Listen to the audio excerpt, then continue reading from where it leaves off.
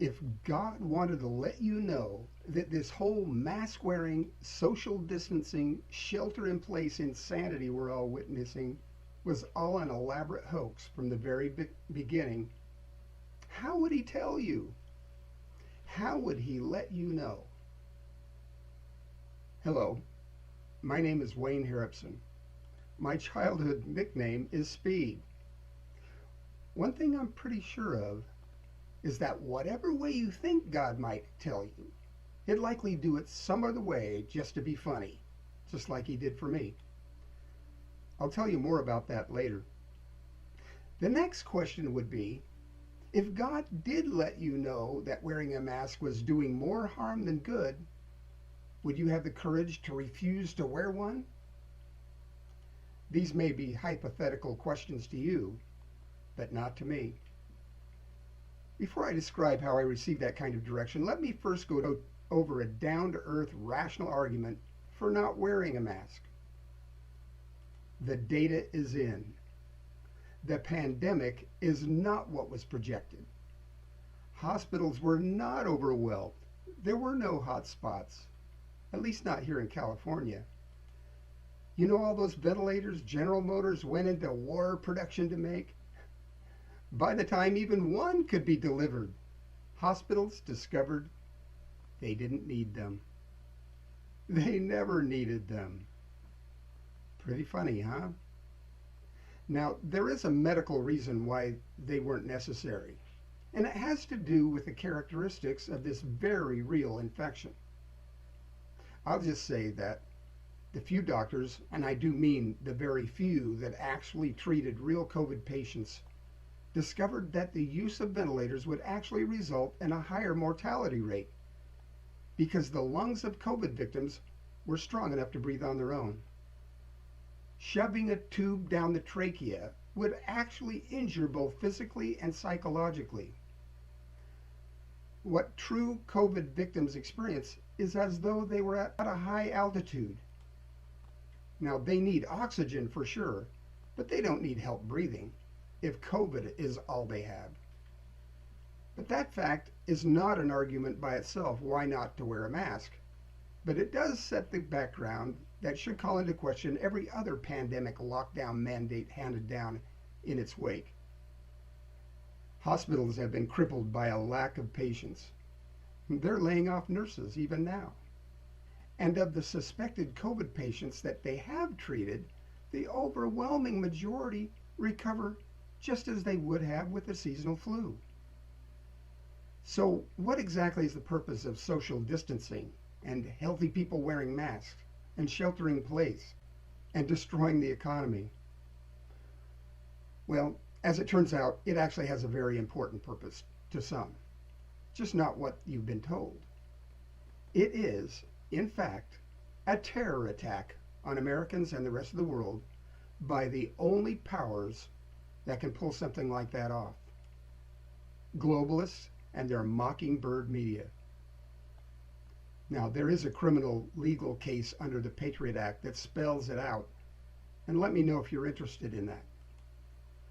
Now, I can only hope that you won't take my word about this. I do hope you get curious enough to look into the science from a non-political sources. But let me first give you a hint on how to separate the deception from the truth. Here's a rule of thumb. If your sources of information are the same sources that were capable of maintaining the Russia collusion hoax for 3 years, all the while the evidence proved their reporting false, then they should be your primary source of information that's not true. Now, I'm certainly not going to ask you to ignore these sources. You really can learn a lot from the terror plot by watching them. But when you're finished being amused and amazed by the persistent Lex Luthor evil genius of the propaganda, you need to take a break to actually discover what's really going on. Does that make sense? Now, here's an interesting twist. One element of the mainstream media's histrionic gaslighting is to call anyone that should refer to the virus by its Wuhan or Chinese origin a racist. Now, I would normally run in the exact opposite direction that these propagandists are herding the sheep. But in this case, they may unintentionally have a point. I mean, completely apart from the fact that China is a country, not a race. Let me explain. It's logical that naturally evolving viruses should be categorized by their places of origin, like Lyme's disease from Lyme, Connecticut, or West Nile virus from West Nile, Uganda. But non-naturally evolving viruses should carry a more descriptive, non-regional name that points to its intellectual origins, like the Fauci virus, or the WHO epidemic, or the CDC plague. When Ford builds a car in another country, it has an American origin. England might assemble Fords, but the inspiration behind it is still American. So too COVID-19. Maybe we could call it the Gates 19. Just like a new release of Microsoft Windows, it's a remarkable effort.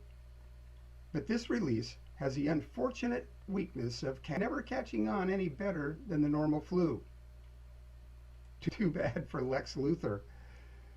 Chinese communists, for all the lying and the intentional infecting of countries outside their borders, shouldn't get all the credit. You and I, the American taxpayers, paid for the virus, and you can thank Dr. Fauci for that. Congress forbade virus research in the United States, so Fauci offshored the project with your money. Now, before I forget, let me tell you about how God assured me that my aversion to wearing a mask is officially justified. I resolved not to wear a mask, following the principle that by complying, I would be violating my own conscience. I would be violating my own conscience by participating in a policy that does more harm than good. After all, science has proven that if the masks were to be effective at all, they would only prolong the duration of the infection by preventing herd immunity that, as you know, the Swedish are presently enjoying. As more and more stores put up no entry without mask signs, my resolve was being put to the test. Now, I had to admit, I did put a mask on the passenger seat of my Jeep, and I was thinking, well, it's not really harming anybody there. And it was still early in my appeal for discernment on these things. I couldn't finish my grocery shopping one day because yet another local store put up their no entry without a mask sign, and that hurt. But I knew there were other stores out there, so I went from there to buy a bolt at Ace Hardware that Home Depot didn't have. When I got there, they also had a sign, and the walls were closing in on me. First it's food, and now hardware. And so I kind of gave in and thought, well, I have that mask on the seat, I guess. So I walked back out to the Jeep, but the mask wasn't there. It was there while I drove to Ace Hardware, but then it was not. After probing all around, looking for it, I relaxed and I sat back and just said, "Thank you, Lord. I guess I didn't need that bolt." That's not where the story ends. I still had grocery shopping to do, and this time I could take the dogs because Walmart has those solar panels that I can park the Jeep under. So after retrieving the dogs from home, I went to Walmart and did my shopping. When I got back to the Jeep, the mask was on the seat, right there in the middle of the passenger seat, right where I left it. Pretty funny, huh?